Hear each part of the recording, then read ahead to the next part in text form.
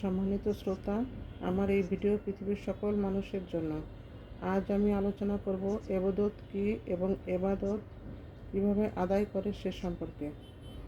বাংলা জায়গায় গোলামি বা ফলানো অর্থে ব্যবহৃত হয়। সৃষ্টিকর্তার আদেশ নিষেধ মনে প্রাণে মেনে নিয়ে যখন তা আমরা জীবনে আবাদ বা অনুসরণ করে চলব, তখনই তা আমার জীবনের ইবাদত বলে গণ্য হবে। একটি উদাহরণ দিলে বিষয়টি আরও পরিষ্কার হবে। যেমন ধরুন, মিথ্যা থেকে দূরে থাকা, পিতামাতার আদেশ নিষেধ পালন করা। যখন আপনি এগুলো পালন করছেন, তখন আপনি ইবাদত করে চলছেন, কারণ এগুলো সৃষ্টিকর্তারই আইন এবং আদেশ। আশা করি আমি আপনাদেরকে বোঝাতে পেরেছি।